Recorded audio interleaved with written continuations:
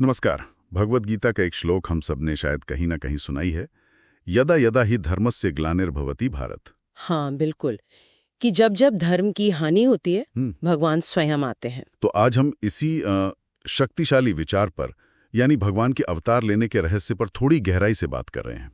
हमारे पास भगवद गीता के अनुवाद का एक अंश है और उसकी व्याख्या भी है जी, और हमारा मकसद है भगवान के इस तरह मतलब अलग अलग रूपों में आने की जो बात है उसे समझना।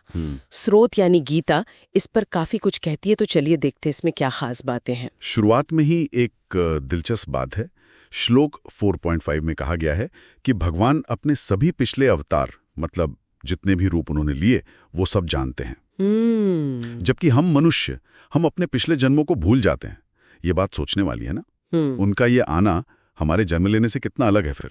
मतलब गीता की जो व्याख्या है 4.6 पर, वो साफ करती है कि भगवान का प्रकट होना वो हमारे जैसा साधारण जन नहीं है।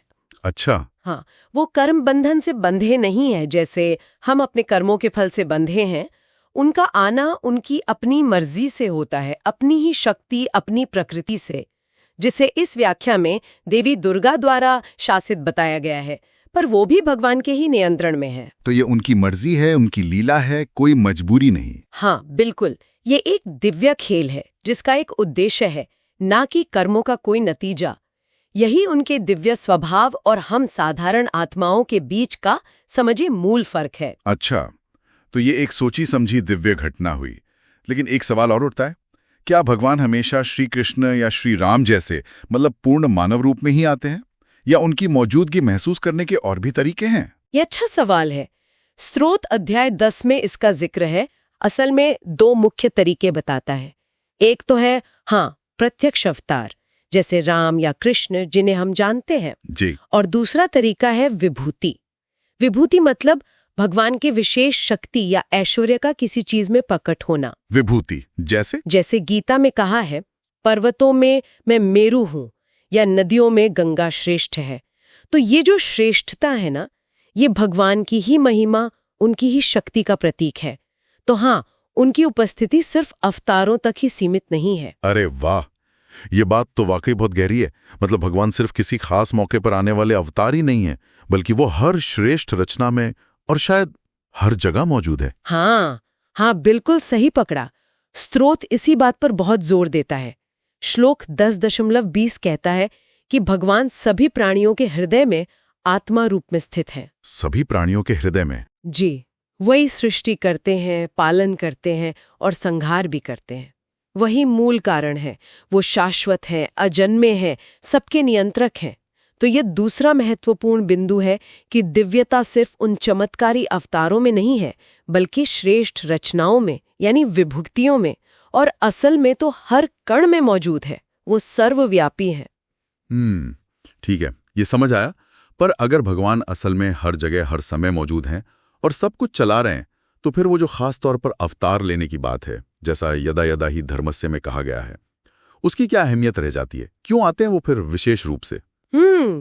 देखिए, यही तीसरा और शायद सबसे जरूरी पहलू है। स्रोत कहता है कि अवतार क्यों लेते हैं? धर्म की फिर से स्थापना करने के लिए, भक्तों को सही रास्ता दिखाने के लिए, जैसा कि यदा यदा श्लोक का भाव है। धन की स्थापना के लिए। बिल्कुल, लेकिन साथ ही भगवान के इस दोहरे स्वभाव को समझना कि वो अजन्मे हैं, दिव्य हैं, फिर भी प्रकट होते हैं अवतार के रूप में, और साथ ही हर कण में भी हैं। और साथ ही हर कण में व्याप्त है, विभूति के रूप में या सर्वव्यापी रूप में। इसी बात को समझना यही असली गहरा ज्ञान है। अच्छा। स्रोत कहता है कि इस ज्ञान को समझने से इंसान पापों के बंधन से मुक्त हो सकता है। भगवान में उसका विश्वास अटूट हो जाता है।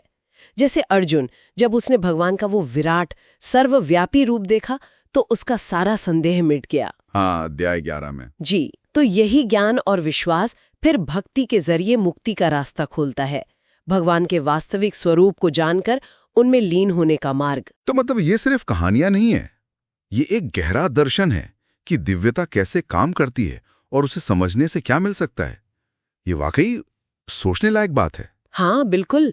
और ये हमें आज के लिए भी एक सवाल के साथ छोड़ जाता है सोचने के लिए। क्या सवाल? यही कि अगर हम ये मानते हैं कि भगवान शाश्वत हैं, सर्वव्यापी हैं, हर घटना के नियंत्रक भी हैं, तो फिर उनका विशेष समय पर धर्म की रक्षा के लिए प्रकट होना, अवतार लेना, ये विचार हमारे अपने जीवन में धर्म मतलब हमारे कर्तव्य, हमारी जिम्मेदारियां निभाने और मुश्किलों का सामना करने के तरीके को कैसे बदल सकता है?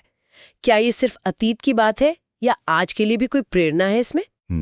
एक बहुत ही महत्वपूर्ण सवाल, और शायद इसी पर सोचने के लिए हम आज की बातचीत को यहीं विराम देते हैं।